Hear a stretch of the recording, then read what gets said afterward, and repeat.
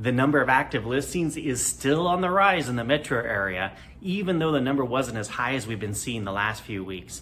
And on the other side, the buyer demand did kick up a little bit this week compared to what we've been seeing the last couple of weeks.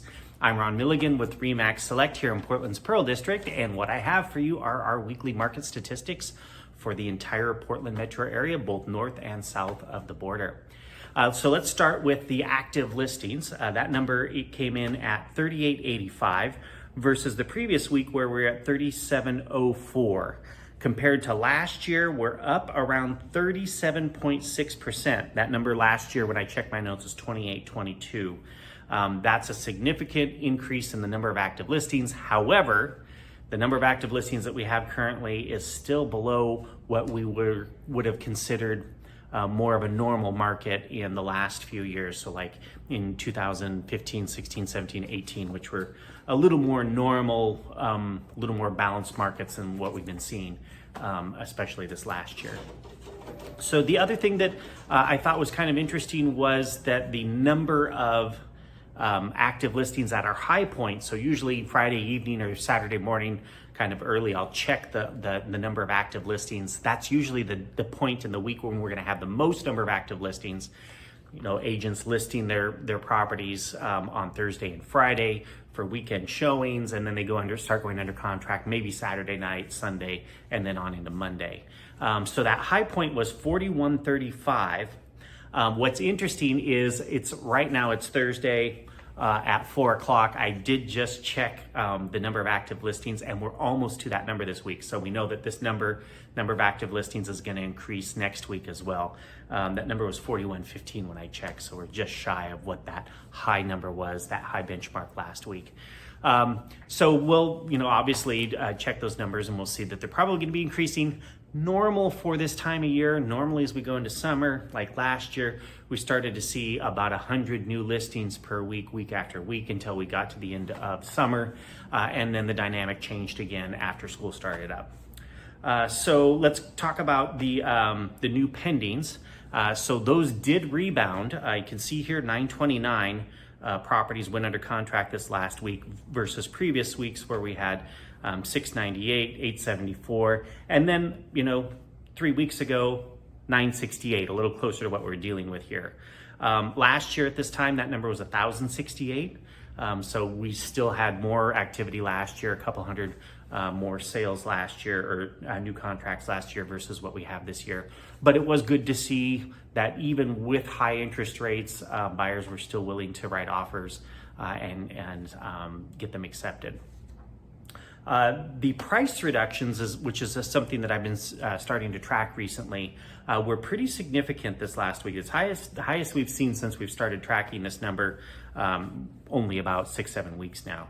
That was 595. And what I thought was interesting about that is 595 homes had price reductions. Of those, 54 went under contract, and 541 were still active when I checked these numbers on Tuesday morning. So a lot of folks did do price reductions, but it wasn't effective for the lion's share of them. However, there is the possibility, because I'm looking at price reductions of at least $1,000 or more. There's this thing that I call the cheap price reduction that sometimes agents will do, and they'll drop the price $1,000 or something like that. $1,000 isn't the seller's problem. $1,000 isn't going to get the house to sell, but it's a cheap pop, because when you do a price reduction, what it does is it pushes it back out to all of the automated searches, and it pops up as a reduced price, and everyone searches and gets more eyeballs on the listing, and then gets you more showings, and hopefully, maybe someone will have some interest. So it's the cheap price reduction. It could be a possibility. Next month I might do tier that, or next week I might tier that out and say, okay, $1,000, $10,000, or more than $20,000. How much were each of these price reductions? The homes that did sell, we had 679 versus 688 last week, so that's staying pretty steady. But of course, this is representative of what was going on with our market 3 to 6 weeks ago. Last year at this time, that number was 737. Of those homes that did sell, how did they do? On average, they spent 12 days on the market. Last year, that was 14. and the median days on market this year was 5, and it was the same last year. Interesting to see that the average days on market has been coming down. So it went from, I think it was 15 the previous week down to 12. But again, this is what was going on in our market, 3 to 6 weeks ago. Average sale price, $626,130 versus last year's $574,98. That represents a 9.8% increase in the average sale price for roughly the same week last year versus the same week this year. The median was $565,000 versus $500,000 last year. That's a 13% increase. Just the two numbers we have so far for this week, because we're looking at small samples, just a week's time period. Last week, the number was 10.6% increase, and the week before that it was 15.6% increase. So we're down a little bit, 9.8% versus last week, and I suspect that that number is going to be inching down as we head towards the end of the year. The average sale price, on average, buyers or sellers got 4.05% over asking price. Median came in at 4.8% over asking price. And then comparing that to last year we had higher numbers. That's the second week in a row where both of them have been higher. Last year's market, certainly a very strong market, 104.77 for the average and 105.47 for the median. So, what does this mean? I wish I knew. And then we have crazy interest rate increase this week, where interest rates jumped up pretty much an entire point. So I'm just gonna keep watching the market. I mean, at least for now, buyers continue to move. Sometimes those interest rates increases can compel buyers to hurry up and get something under contract just because they may continue to rise.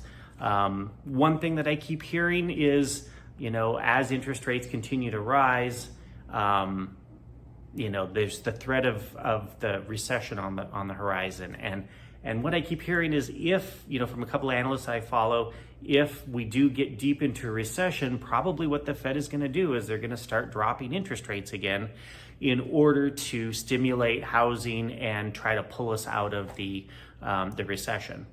So we could be ending up, somewhere down the line, a year or two down the line, with lower interest rates again. And that might be an opportunity for someone who is thinking about buying to get something right now without having to compete, more like a normal market, being able to negotiate with the sellers over repairs at today's pricing, and a couple years down the line, refinance at tomorrow's interest rate. So get out of these higher rates and into a lower interest rate if the rates do happen to go down. I'm still curious to see what our analysts, our big 7 or 8 players are doing. I haven't seen an update on those yet. That's the one with the Fannie Mae, Freddie Mac, so on and so forth, and the average of all the big players. At last check, it was around 9.6% year-over-year appreciation till the end of the year. And then I have been following the HPES Home Price Expectation Survey, which is a survey of a whole bunch of analysts and professionals in the world of residential housing, real estate. And what I've been seeing is, they have their number for this year, which is in that 8 to 10% increase range at the end of the year for the year-over-year rate of appreciation. And then projecting beyond that in 23, 24, 25, what I've been seeing from them is more of a return to normal rates of appreciation, especially for the Portland metro area, in like the 3, 4, and 5% range. So like normal appreciation for what we considered to be normal appreciation for the Portland metro area is usually somewhere between 3 to 6%.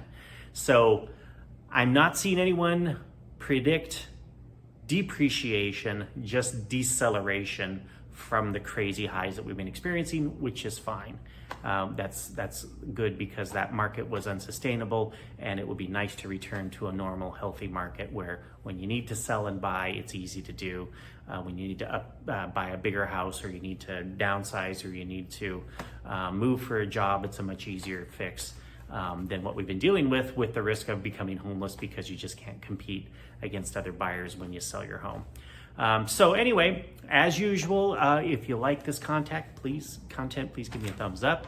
And I'd love it if you would subscribe to the channel. And if you find this interesting or helpful, or if you know of someone who might be interested in this information, please send them, share this link with them. I would love it. And if you have any thoughts or experiences that you'd like to share, throw them down in the comments below.